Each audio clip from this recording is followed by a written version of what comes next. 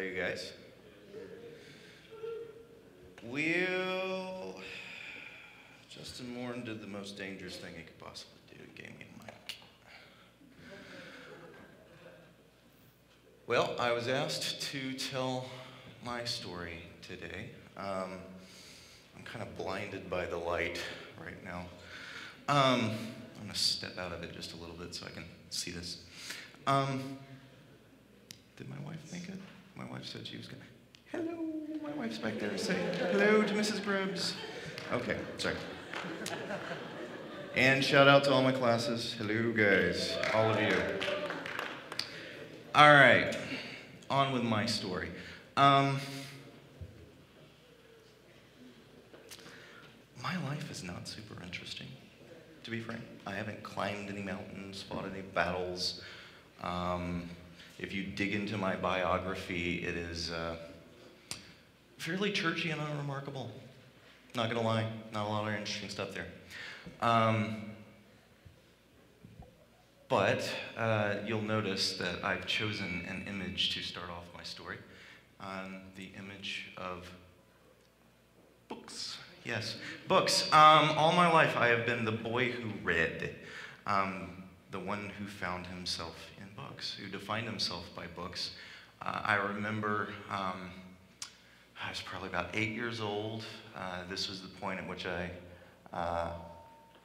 visited the church library every Sunday, checked out my 10-book limit, brought them back on Wednesday, checked out my 10-book limit again. And someone in my Sunday school class said, "You're a bookworm." I said, yes I am. You mean this is an insult? What? That makes no sense to me.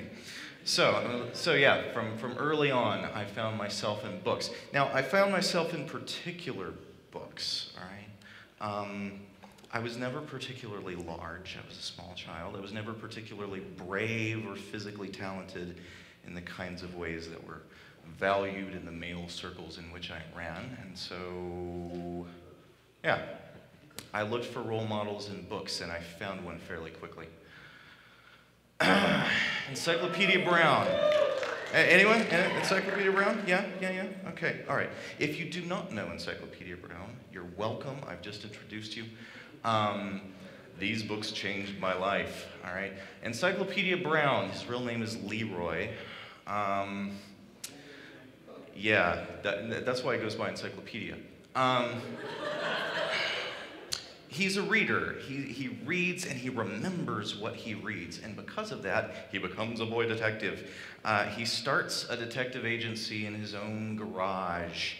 25 cents per case plus expenses. No case too small. His sidekick Sally handles the ruffians who threaten him physically because she's the only one that can clean their clocks. Yeah. The female muscle, anyway, yeah, I love that. In this particular story here, that fellow with the jughead hat, that's Bugs Meany. He's the recurrent villain.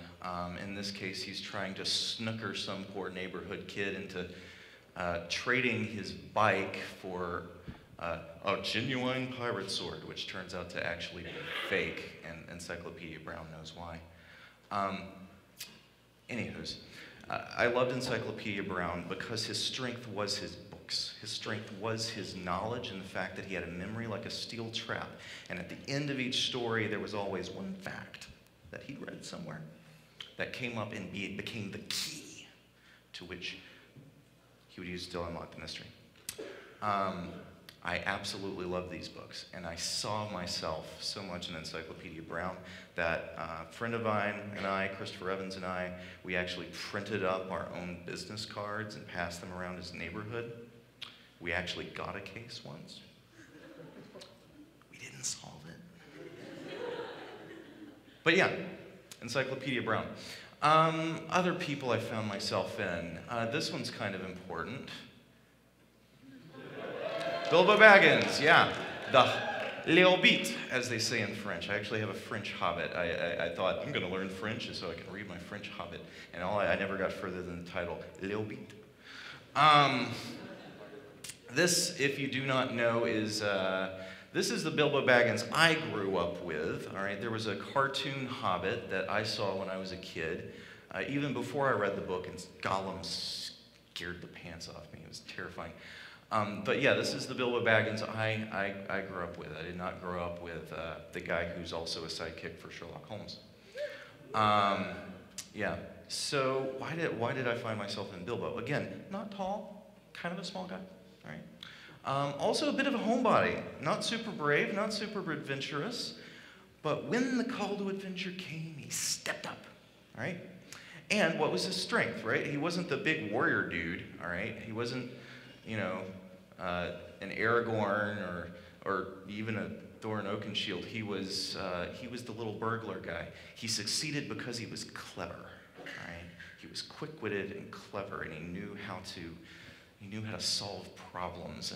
And in him, I found inspiration. Yes, I can be like Bilbo Baggins, small but clever. And that leads me to the most obvious one, probably. Okay, Sunday school. All right, I show up in Sunday school, and there's a dude with my name. Sweet. I actually probably knew the story even before Sunday school because it was my name, and my parents were big on telling us what our names meant and giving us associations for our names. So I grew up seeing myself in this story. Again, a young guy. I don't know that we know that David Grubbs, wow, that was, yeah. Anyway, we don't know that David, son of Jesse, was particularly short, but if you're going up against a giant, like this dude here, Goliath, all right, it doesn't matter. He could have been like, 6 foot tall and a strapping lad, but, giant, smaller. And again, David overcomes not because he's stronger, but I always thought it as because he's smarter, right? He's the guy who brings a gun to a knife fight, yeah? Anyway, or a sling in this case. So yeah, and apologies for showing you the incredibly gory Gustav Doré engraving of this with the head and everything, but that's awesome. All right, so I saw myself in David, especially David defeating Goliath. It wasn't until later that I found out about other stories about David in which he performs less well. Now, maybe you're detecting a pattern here. I keep finding myself in stories in which I win, and not only that, but I keep finding myself in stories in which I'm the main character. What happens if you build your life around that?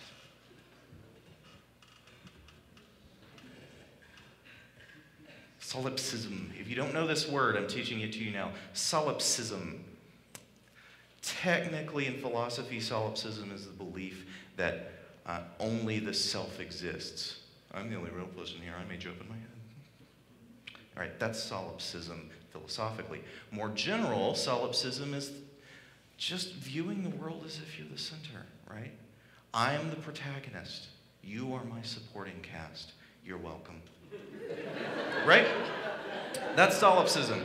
And I found this picture which I think is awesome, all right? Me, the center of the universe, with stuff about me and my stuff, and in a slightly farther out orbit, stuff I hate, and then others, and then outside of that, nowhere. There's nothing beyond the range of my vision and knowledge and sphere.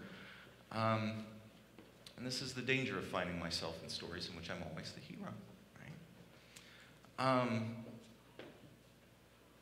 I suspect you have a tendency to do this too. I think we all do. I think it's part of human nature. We tend to see ourselves as the center. Right? We tend to see other people as having to do with us. We like them or we don't like them. This is a source of sin, so I'm going to give you a little bit more. Incurvatus in se.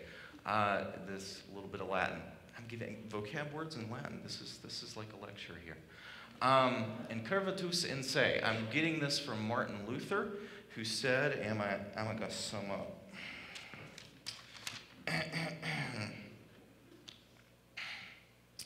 Our nature is so curved in on itself, and this is a summary, that it uses all else, even good things, even others, even God, for its own sake. All right? The idea of we are curved in on ourselves. All right? Our desires are me-ward. Okay? Even if I do good, so often it's because I feel good doing good. And because I look good doing good. Yeah, all right? Incurvatus in se, it's a great way to think about your own sin in a way that's not a list, right? A list of the things you aren't supposed to do. Those are the works of sin. This is where it comes from being curved in on yourself. It's where everything is about you and what makes you happy. And I stuck Martin Luther in this kaleidoscope because I think this is a perfect image of how the world looks when you're stuck inside your own little world of me, the hero, me, me, me, me. You just kind of disappear off into a magic mirror world, this void of your own inner being.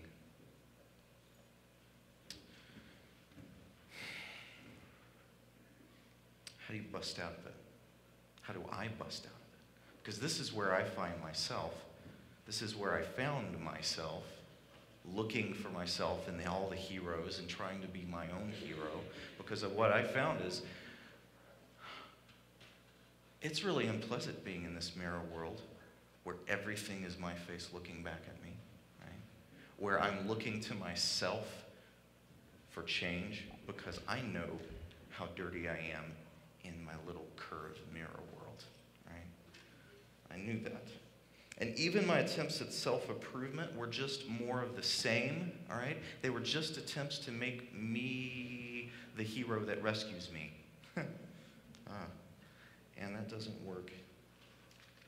I become self-centered in my pride when I'm confident enough to think that I can succeed in saving myself. And then I become self-centered in my despair when I find that I can't.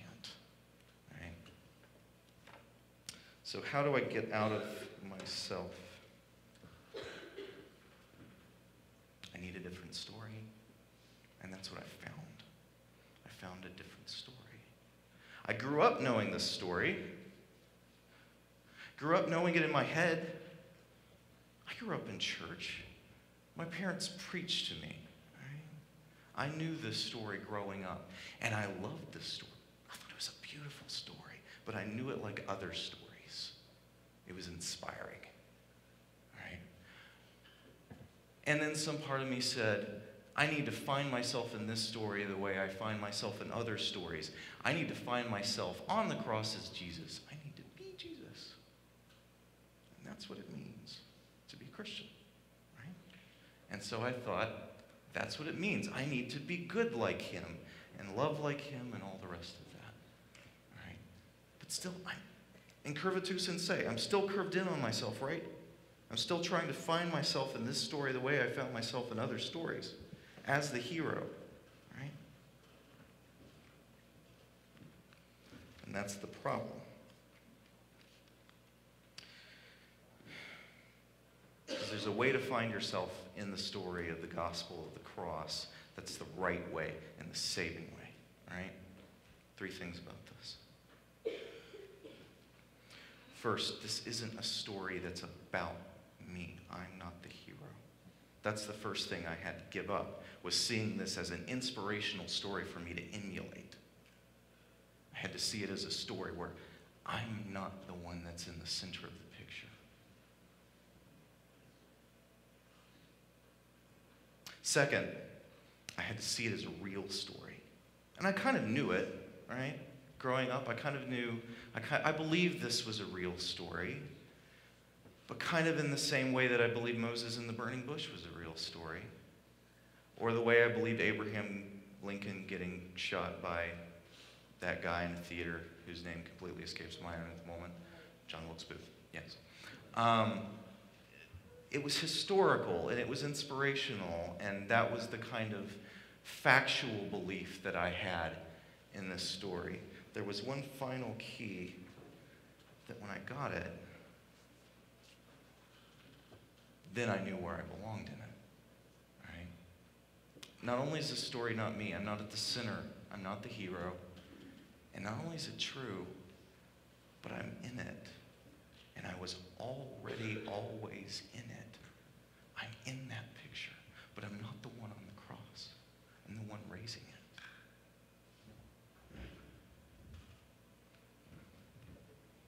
You are always in this picture. Now, what does looking at this picture do? What does finding yourself in this story do? One, it's a story that doesn't put you at the center. And so it pries open the curved layers of your bent heart. This opens my heart up and shows me something other than myself to look to. Right? And what do I look at when I look beyond myself and I look to the cross?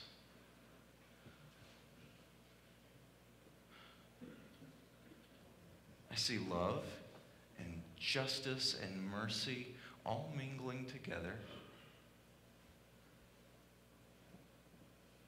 I see God who became man, who lived the life I ought to have lived, couldn't. And died a death I ought to have died, but couldn't for me.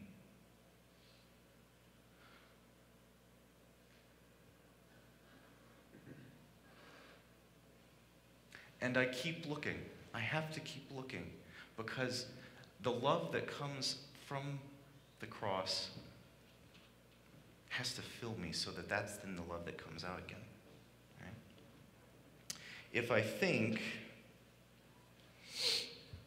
great, I'm saved, good, awesome.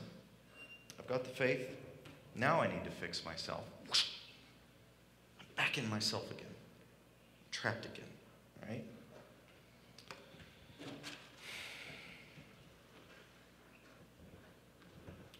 His life and his death condemned by sin.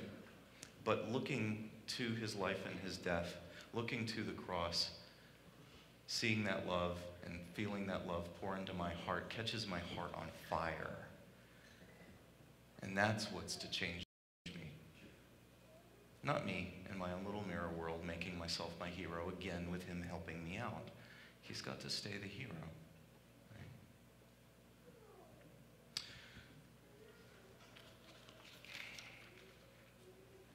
So,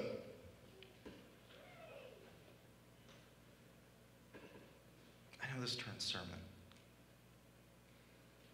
I know this was supposed to be my story. Yeah? But this is my story. Right? This is always to be my story. I always have to keep finding myself in this story every day. Every day I have to keep finding myself as one for whom Christ died. Again and again and again and again. And when I lose sight of that, when I think, and today I'm going to be superhero Professor Man. All right. Today I will dispense wisdom. That's the day I'm stuck inside myself again. And I have to get pried open again to know that it's not about me and that anything good that comes out of me got put there. Yeah? If I've ever said anything that was the right thing at the right time to any of you, I was given that. That didn't come out of me. That didn't come from me and myself. It came from Christ. That was love that was poured in. That then came out again.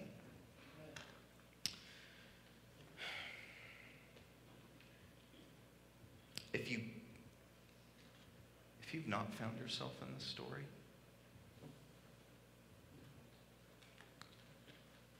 for a moment, peel back the curve and look and consider it. Right?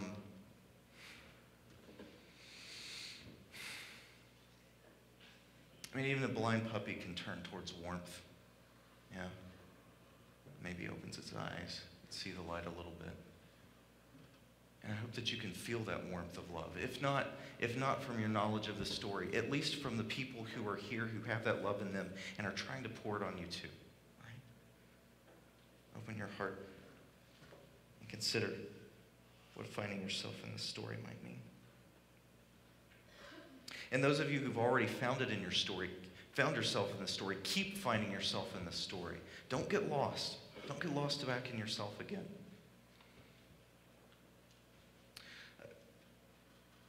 Even my good deeds, even your good deeds can become sin when you start seeing them as ways for you to be awesome. And you start seeing your other people as opportunities for you to look awesome. 1 Corinthians 13, even if I give all my goods to the poor, but if I don't have love, I'm nothing, right? It has to keep, you have to keep being in that story. And so I repent again. I find myself in the gospel. I look to the cross. I find myself in that story. I find my story already in that story. And I let Christ's love open my clenched heart again. And this is how I get victory, right? Not by being Bilbo Baggins, though I love Bilbo. And I do try to emulate Bilbo to a certain degree. Not by being Encyclopedia Brown, though I am still a lot Encyclopedia Brown, believe you me. All right? But I get victory by realizing that my story is part of another story. All right?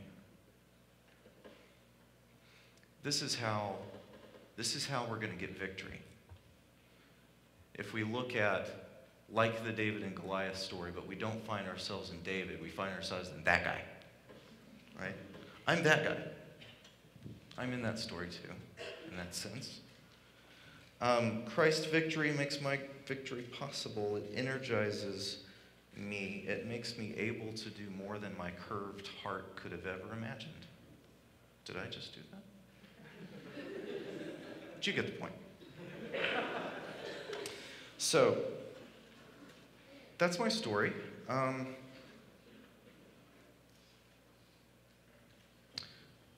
That's my story. That's the most important part of my story, is that I have to keep fighting to not make my story my story. Right? I keep fighting to have to make my story his story, and to not see you as my supporting cast. I confess that. Many's the time when I sit in my office trying to do something, and someone shows up in my office door, and I ain't hating, all right? Someone shows up in my office door, and there's that little moment when I think, oh, I just wish I could get stuff done. And then I'm like, stuck in myself again. Because here's another person who God made with a need. And Christ, who loved me so much, poured so much of that into me. What can I do but pour it back out again? If I've ever been impatient with you, I confess and I apologize and repent of that. But I have ever welcomed you into my office. It's not because I'm a great guy. Okay? It's because of the cross. And it's because I'm that guy. Yay, the slide came back. It's because I'm that guy. All right.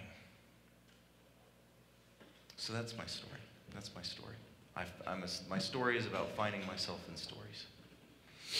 And I'll still talk to you about The Hobbit and Encyclopedia Brown, believe you me.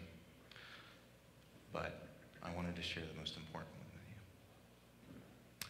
Do I pray to close? Is that what I do? And how long have I gone? I have no idea. I just started going. All right. I'll pray.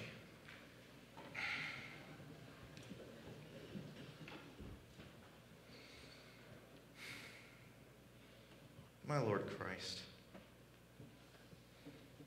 I do believe you and I do thank you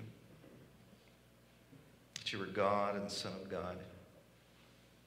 And that for us, for me, for us and for our salvation, you were made man and you came and you suffered and died and were raised again. Thank you for prying open my curved heart where I was trapped and showing me yourself, drawing me forth. Father, those who have already found themselves inside your story, I praise you for that, and I ask that they would rejoice in that today. Rejoice that they find themselves in the story of your cross as those for whom you died. And those who have not yet found themselves in that story, Father, I ask that you draw their eyes to your cross. And even though I inadvertently committed a Trinitarian heresy by addressing the one on the cross as the Father, oops, I ask that something that I would have said would sink in and cause closed eyes to open and look. Father, if I've said anything about your Son that was dishonoring to you, if I've said anything that would draw people away from you, please let them forget it. If I've said anything good, help them remember. And those who've embraced your truth, help it to be cause of praise. And those who've not yet, help it to haunt them and to continue returning, to draw them forth from themselves. Be with us as we continue to praise you in this hour. In your Son's name, amen.